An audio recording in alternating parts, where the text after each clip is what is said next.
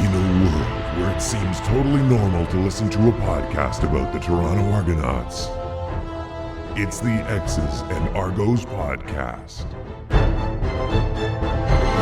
Welcome to the X's and Argos podcast, brought to you by Funny Bone Broth. My name is Ben Grant, joined as always by JB. We've got a jam-packed show for you today, lots of things to talk about. Daniel Braverman was released. That's going to be first up. Coach Stubler was hired by a high-profile high school in Florida to be their defensive coordinator. Sage Doxtater from last year's draft, a potential Toronto Argonaut, may be going to the NFL. We'll talk about that a little bit. We want to go over some of the best mock drafts we've seen so far, who people are mocking to the Argonauts, and what we think about that. Mike Hogan put out an article, 10 guys he's interested in seeing. We are going to pick out our favorites from that list. Plus, there's been a lot of talk about the Canadian ratio this past week. Some players getting into it as well. Discussions of salary. We'll give you our take on that. And we want to finish it off by talking about the USFL camera angles. USFL debuting or returning, I guess, this past weekend. I wasn't overly impressed with the product on the field. It was okay, but I really like some of those camera angles. We'll talk about that. All that and more coming up on this episode of the X's and Argos podcast. JB, Daniel Braverman released. This is upsetting because I think he's a great guy. He's a good football player. To me, this is a visual, I guess, of how much the team has improved. It was a good team last year. Braverman was a starter on that good football team. He was also a punt returner in their kick returns. The fact that they're releasing him shows you how good that receiver room is getting. Yeah, we talked about it when we looked at the guys they were signing, that there are definitely guys who are on the bubble, who were on the team last year. I think they have really stepped up the competition in that room. I wouldn't be surprised to see a couple more guys who were with us last year on the way out. I think it's fine. He was a system guy. I didn't mind him, but he didn't have an elite skill. In my opinion, he wasn't particularly fast. He wasn't twitchy. He had fine hands, but I think it's, I think that this is not a surprising move when you look at the talent that's been put in the wide receiver room. Yeah, I had him behind at least Brandon Banks, if not Markeith Ambles as well. It was just going to be tough for him to get a spot. What I am going to miss, the exchanges between he and Breskison were amazing because they went to rival NCAA programs, so they were always on each other about that. And I think they roomed together last year in camp too, which also produced some really good stories. So it's too bad to see him go, but it's not unexpected. And like you said, this is probably not the end of movement in terms of the Toronto receivers, because it's a stacked positional group. Do not be surprised if we see another big name maybe, or at least someone that was involved last year on their way out, which is sad for us to see, but it's part of the business. And when the team gets better, inevitably that's what happens. Rich Stubler, coach is hired to be the DC of Clearwater Academy International in Florida. They're a really high-profile football program, high school football program that produces a ton of NCAA talent. I'm really happy for Coach Stubler because it's great to see him get a chance to get down there in some warm Florida weather. Some of those games, just checking in with him last year, some of the practices where it just got below zero. He looked like he was thinking about a warmer climate. So I'm really happy to see Coach go down there, but sad to see him leave. He's a character. He knows a ton about football, and I always loved catching up with Stubler. But it's a loss, losing someone like that. It's always sad to see, even if he wasn't really going to be that involved this year. Yeah, I'm happy that he's landed on his feet, and I'm always for turning things over. I thought there was good things about last year, but I'm hoping to see, maybe a different look this year. So I'm okay with new faces, new places. I got to share my favorite Coach Stubler story. This is from 2006, maybe it's 2007. and it was a coaching clinic, and I was listening to Steve Barato talking about offensive systems, and Steve had a very very cerebral approach to the game, and everything was very clinical, neatly drawn out and diagrammed. And then Coach Stubler got up there, and he opened by telling a story. I didn't even know where it was going. It was just so different from what Barato had been doing. He told a story about breaking both of his arms at the same time, and his biggest concern and need for adjustment was trying to figure out how to go to the washroom. And he got into this pose, and he was trying to show, the best way to take care of business once you're finished was to actually go into a 3-point stance in the shower. And it was at that point that Pinball, Pinball like raced from the back of the room. He's like, "All right, coach, let's get on with our clinic." That was enough for Pinball at that point. But Stubler is he's such a character, and such a defensive coach as well in so many ways. I love that story, and I always enjoyed talking to him. So I'm really sad to see him go, but because we're going to miss out on stuff like that, and entertaining conversations. But I'm really happy that he's going to wind up in Florida and get to take in some of that weather. Next up on the docket, Sage Doxtater. So 2nd round pick for the Argos last year. Doxtater, a left tackle, New Mexico State. It wasn't too surprising that he returned to New Mexico State this past season, but it was always up in the air as to what his fate would be because, of his size, of the fact that he's basically been a starter for all his years down in New Mexico State, that he would have some NFL interest. So he was unable to participate in New Mexico State's pro day because he was still recovering from an injury. So they put on basically an exclusive just for him. They had NFL scouts come in, take a look at him. His numbers were okay, but I think what really jumped out was his weight. He was weighing in, his playing weight he was at 6'6", 350. And I had real concerns about his mobility at that weight. He weighed in this past week at 317. So that's a huge weight loss. Looks fantastic. Looks in really good shape. I don't think he's going to end up in the CFL this season. Now, I'm not sure what his long-term prospects are going to be like in the NFL. I think speed is still going to be a little bit of an issue. I think it might just keep him right on the edge there. But I expect him probably not to be drafted in the NFL. I do expect him to sign as an undrafted free agent. I don't know if he's going to make final cutdowns, but I do think even if he doesn't make final cutdowns, I think he'll spend all of 2022 trying to catch on somewhere. Maybe it's an injury, maybe it's another look at another team. I don't think there's any chance we'll see him in the CFL this year, but I do think this is a guy that will be in the Argos camp in 2023. I hope for him he's not. I'm cheering for the guy. I'd love for him to catch on in the NFL. I think it's most likely he's going to be in the CFL in 2023. I can't wait to have him here, because he could be a CFL left tackle. Yeah, I think that was a smart pick to.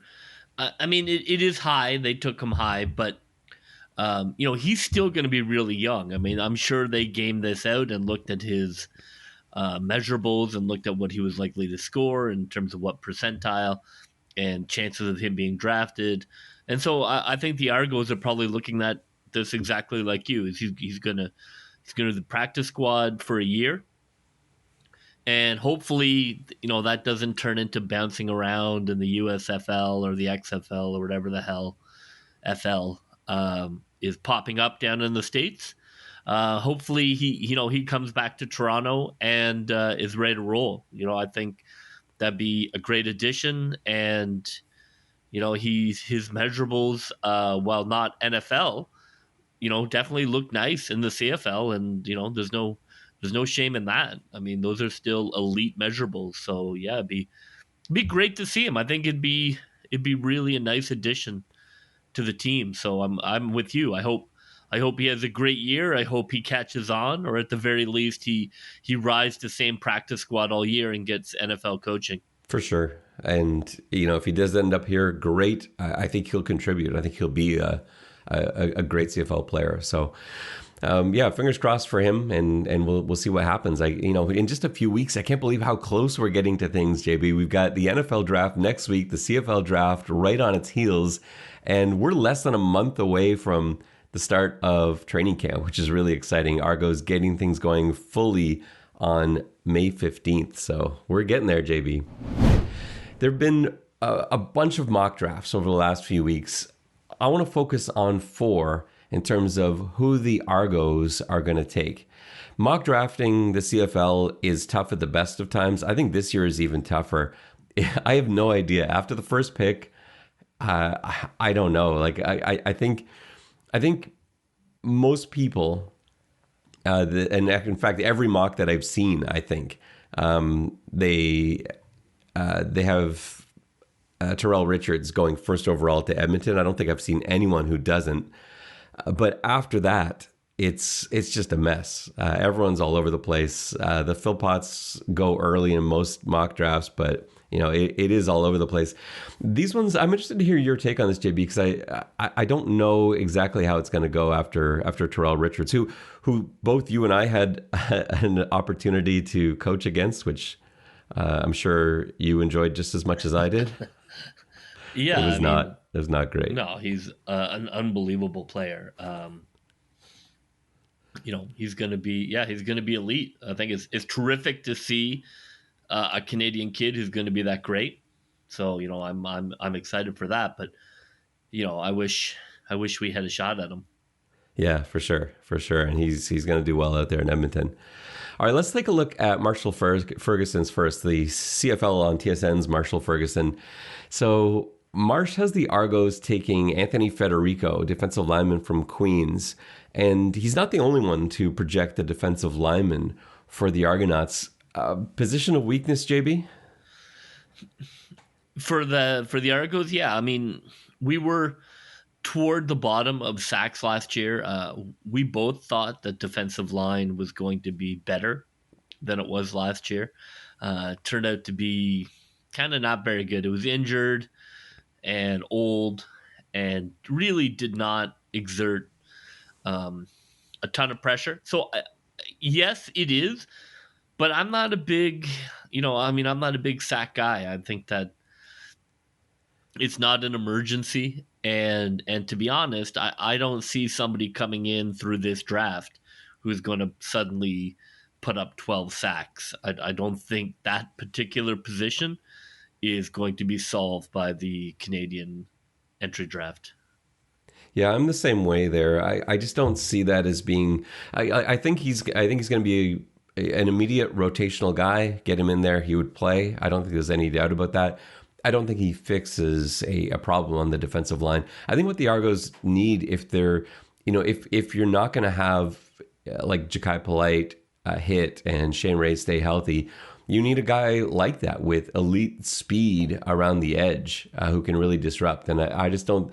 I like Federico a lot. I think he's going to be a great player, but I don't think he's going to be a difference maker. And I just don't see the Argos taking that. I think they would rather take a shot at something big, even if it doesn't come through, rather than a role player like I expect Federico to be. No, I'm defensive line. No, thank you for me. And with that in mind, let's go to Wade Zanketta's pick from Canadian Football Perspective. Well, I should mention too, you can find Marshall Ferguson's full mock draft on CFL.ca. It's fantastic. He goes deep into it, and he's got a blurb about each player and the rationale behind it. So definitely check that out.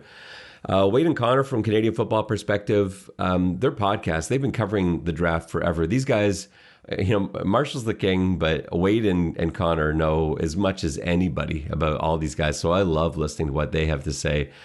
So let's start with Wade, because he has another D lineman. He has Saskatchewan's Nathan Cherry being drafted by the Argonauts. And really, it's the same story for me. It's just, I don't see, they're not the same guy, but I just don't see this being that kind of need. It is a position of need, like you said, but not one that is going to be solved in this draft. No, I think you're looking for free agency there. You're looking to find guys coming up from down south who have better measurables when it comes to that sort of elite speed that you're looking for pass rush, right? For pure pass rush. I think, if you're looking middle defensive tackle, I think that makes sense at a Canadian level. But, I just don't think that you're going to find that elite first step in Canada, which is fine. Like, there are definitely people you can find in Canada who are great. I just don't think that's a position I would mine at the draft. I mean, that's just personally. And Wade's counterpart, Connor O'Neill, has a winner in my eyes. He has the Argonauts taking Noah Zaire, offensive lineman from Saskatchewan, who he could be a guard, he could be a tackle. I love this pick because he's probably going to be the Argos. Probably by the time they draft 6th overall, we probably will not have seen an offensive lineman taken. I always believe that offensive line is where you want to go in the CFL draft. And to have your choice of the first offensive lineman off the board, to me, that's almost like drafting first overall. So Noah Zaire, I love. I think there are actually a bunch of offensive linemen I do like in this draft for Toronto in this spot. And we'll go through that more next week when we do our draft preview, and we'll detail some of the guys that we're looking for. But yeah, that Noah Zaire pick, I don't know. I haven't really heard much from Toronto about Noah Zaire, but I would love the pick. I'd be fully on board with him. So to me, that's a winner. Yeah, exactly. I mean, I'm team draft 3 offensive linemen every single draft. Just keep drafting them. You need lots. If you hit on one, you're set for 10 years at that position. You hit on a Canadian offensive lineman, like, that's gold. That's absolutely locked in at that position for a decade. I'm absolutely for throwing as many darts at that dartboard at that position in the draft as possible. I agree. And like you said, you can't have too many. Like they have so many young Canadian linemen. You've got Richards and Nicastro. Bladek's still pretty young. Churchill, recent draft pick. Lawrence Zamora. But you cannot have too many of these guys. You can keep drafting Canadian linemen, and like you said, see what happens. Because if you can start 4 Canadian linemen, that's awesome. Like the Argos did last year. You can find a way for 5. That would be amazing. But I don't see that being on the table. But yeah, for sure, Noah Zaire, love it. The last mock draft we'll take a look at is John Hodge from 3 Down Nation. And he has a really interesting one. I'd be very intrigued by this. I wouldn't at all be disappointed.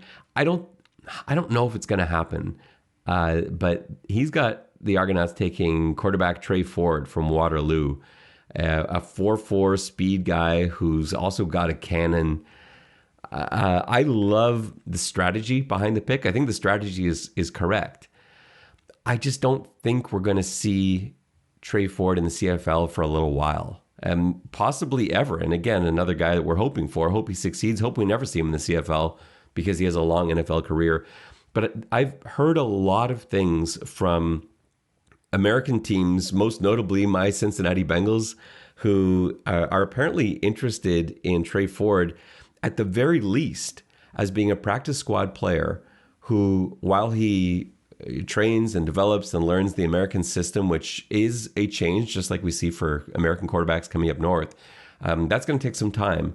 But while he's doing that, it's a perfect scout team quarterback to replicate what Lamar Jackson can do in Baltimore. And the Cincinnati Bengals, they know they play Lamar Jackson twice a year. He's given them fits over the year. Having a guy like Trey Ford, because typically they scout team with a receiver playing the role of Lamar Jackson, but that's just not the same, because the receiver isn't going to be able to fire it downfield the way that Lamar Jackson can. And so to bring in Trey Ford, even just with the theory that, maybe it doesn't turn into anything, he's just going to be a practice squad quarterback, that's still worth their while probably. And it may be worth his while too, because getting that level of coaching, getting that experience, being down there, it's still good money being on the practice squad in the NFL. So depending on how eager he is to actually get into games, and I'm sure that that's what he wants to do, that would be the only thing that I could see getting him to the CFL sooner, is just him wanting real, genuine playing time. Yeah, I can't imagine that you would. I mean, maybe your last pick you throw at it. This guy's going to be NFL practice squad for the next 3 years, guaranteed.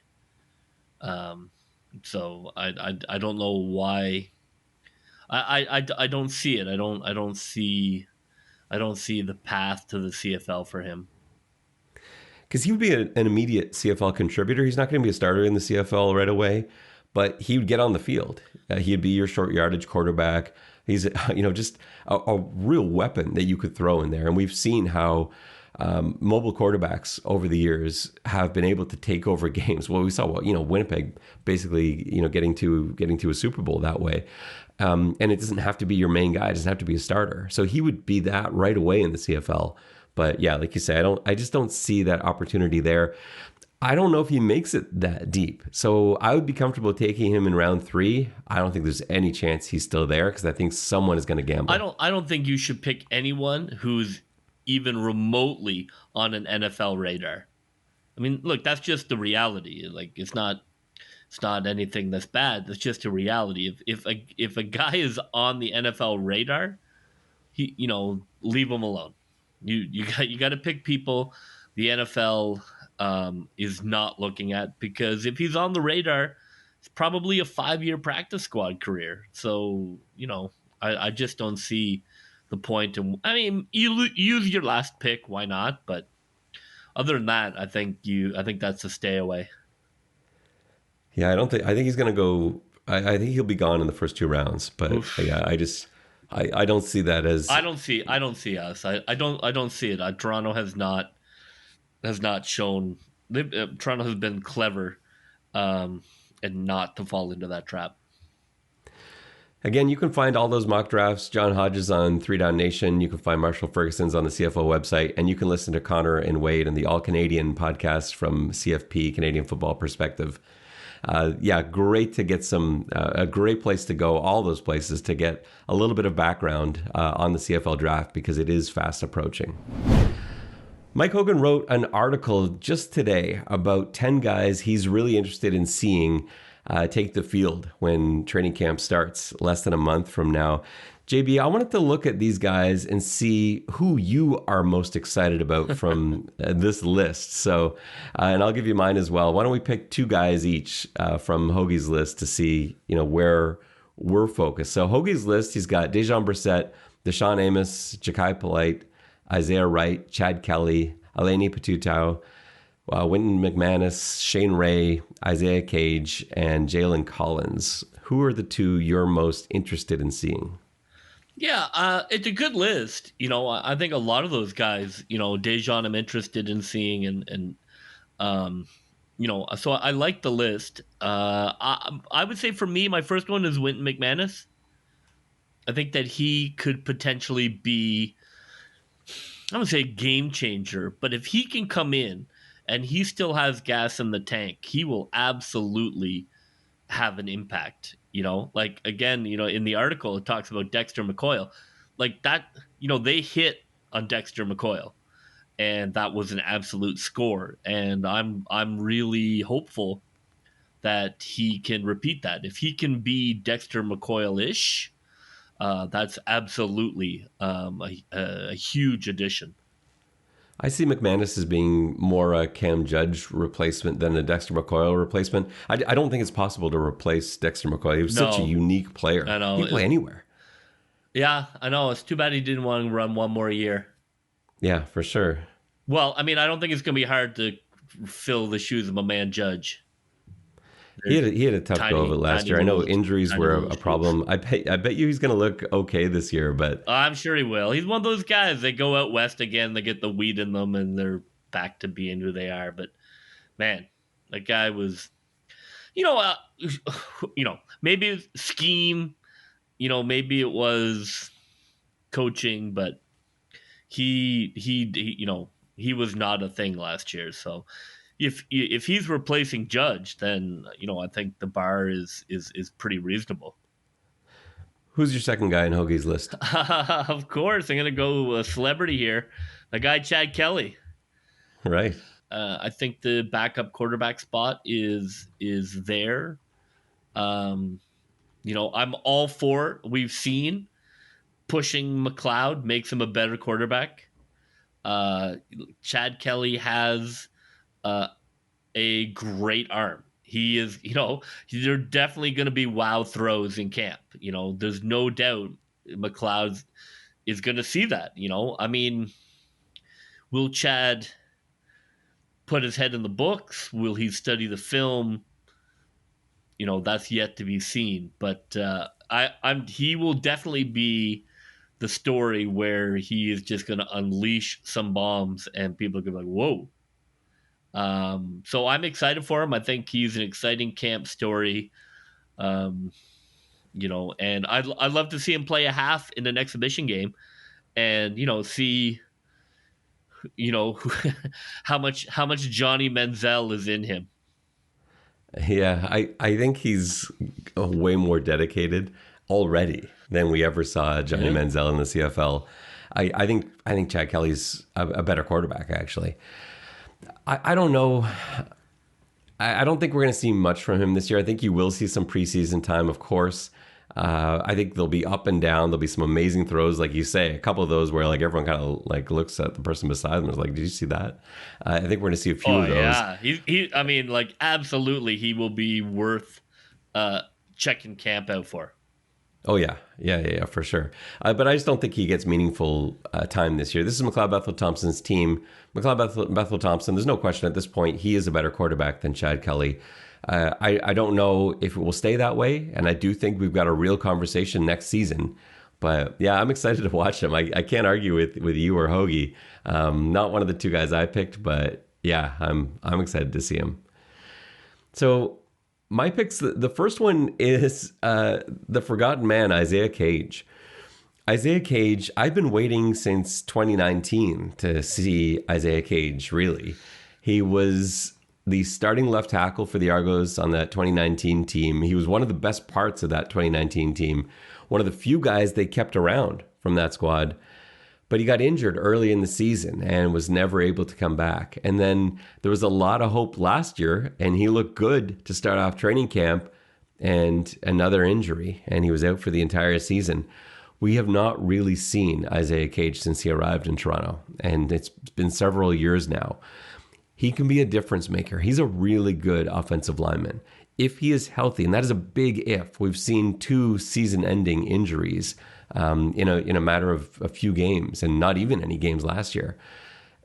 Can he stay healthy? Can he last the season? If he can, that opens up all sorts of exciting possibilities for the Argos. I think it makes the line look that much better because Deshawn Allen looked good, and suddenly Isaiah Cage, if he's playing at his best, he's in front of Allen. And so that just makes your depth that much better. It gives you some flexibility too, moving Allen around a little bit. So he's my number one. My number 2 is Deshawn Amos, defensive back. And the reason I'm excited to see him is it's not excited is the wrong word, because it's going to be like, watching a car crash. If he looks good, there's going to be movement in that defensive secondary. We've already talked a bit, JB, about how the defensive secondary is too good to keep everybody. It just doesn't make sense. And if Deshawn Amos hits and looks like a starting halfback in camp, there's going to be movement. And someone we really like is going to be on their way somewhere else. So I'm excited to see Deshawn Amos. I'm terrified that he's going to be great, but I'm also hoping he's going to be great. And so he's got to be the number 2 guy I'm interested in seeing from Mike Hogan's list. Let's move on to the conversation about the Canadian ratio and the salary of Canadian football players. Wilder Jr. talked about this a lot this week. There were a lot of CFL players getting involved on Twitter, talking about the Canadian ratio, talking about Canadian salaries versus American salaries. Where do you stand on this? I mean, I try not to get too into the weeds on salaries. Usually I'm pro player when it comes to salary debate.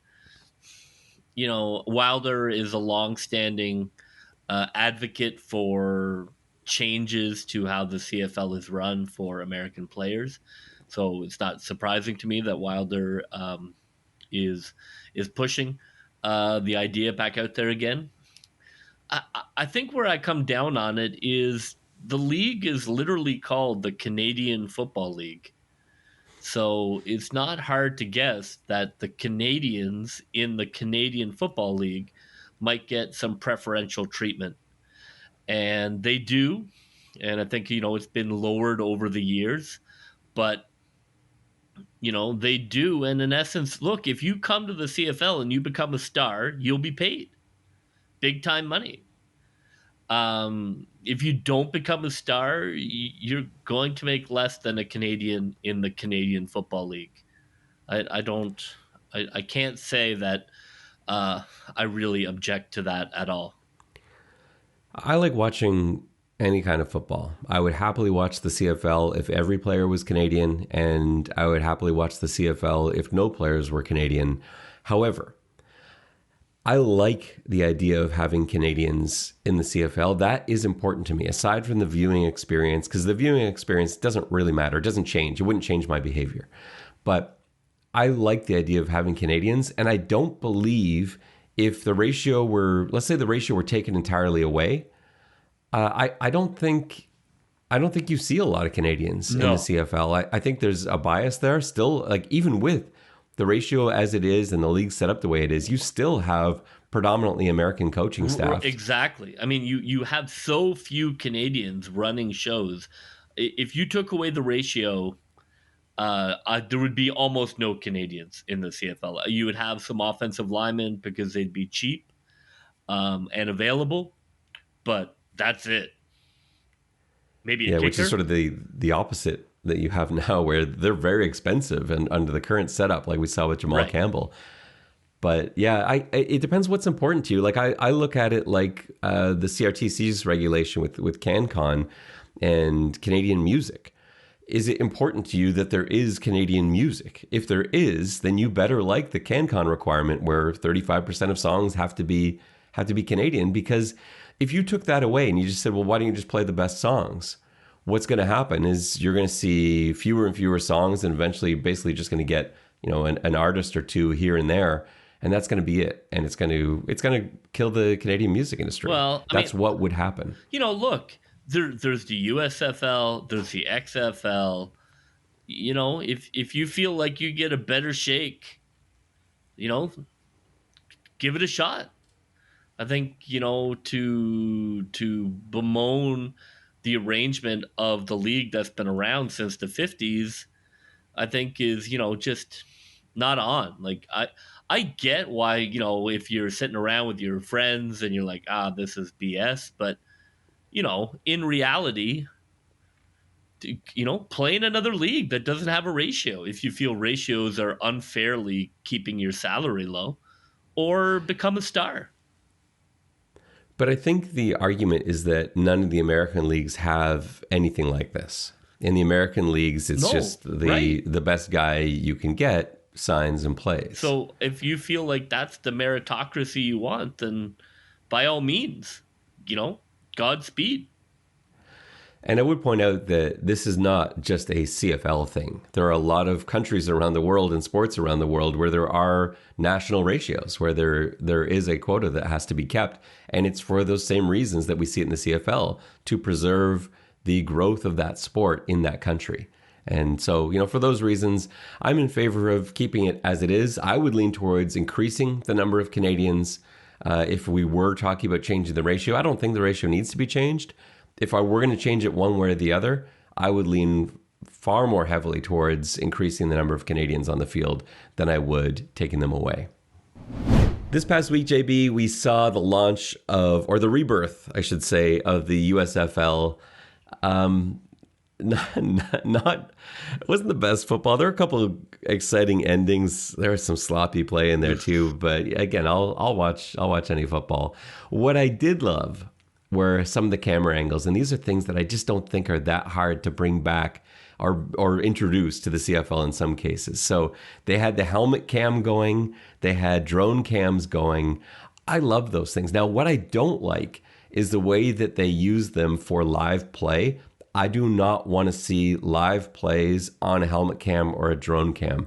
I get dizzy and I feel like throwing up. I love it for replays. You've got a really cool view. Someone in the truck sees, hey, you got to check out that replay from this guy's helmet cam. Yes, I want to see that. I want to see the drone cam.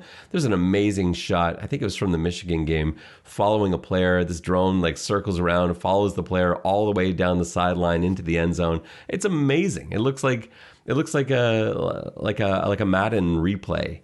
Like a video game, impossible angle sort of thing. And those are amazing.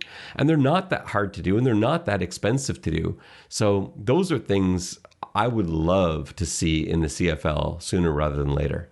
Yeah, me too. I think that one of my complaints oftentimes when watching broadcasts is not enough replays, and not enough kind of analysis of what is happening. I would love to have a more mix, of different angles, kind of spice up the, nothing crazy, just a little more energy to a CFL broadcast. Agreed. I think you watch it, it looks great. The CFL should 100% be on it as well. Like, that footage is great for cutting together social media bits. It looks like $1 million. I hope that they're stealing from these leagues every good idea they have. I also want to see every game become a live mic game. I love that about the CFL. 2019 was a great season for some of those live mic games, and it was a long season for us as Argos fans, but I loved watching that Toronto-Saskatchewan game in September where there was so much live mic audio that was coming to us. And so you'd hear the defensive call, and then you'd hear the call in the huddle. And now it didn't go well because, of course, you're hearing Coach Chamberlain call like a dog blitz, and then you go to the huddle and you hear Saskatchewan calling some sort of jailbreak screen, and you're just like, oh God, this isn't going to go well. But still, it was a way to get into the sidelines, a way to see what's going on. It just opened that much more of the game up to the fans. And that's what the CFL is about. The CFL, the best thing about it is how accessible it is, that these players are all over the place. They're always doing work in the community. They're very available. You've got very few restrictions, pandemic aside, on interaction with players. They're really vocal on social media. They participate, they engage, and you just don't see that from any American counterpart. Why not open it up even more? You've experimented with it. You've got the technology. You've done it before. Make every game a live mic game, and add that to the helmet cam and the drone cam, and I think you've got a great product made even better. Well, that will just about do it for us on this episode of the X's and Argos podcast. Be sure to tune in next week when we've got our entire draft preview and breakdown, who we want to see the Argos take in every single round. For JB, this is Ben Grant saying so long, and may all your pre-snap reads be good ones. I'll see ya. Go, Toronto Argos, go, go, go. Pull together, fight the foe, foe, foe.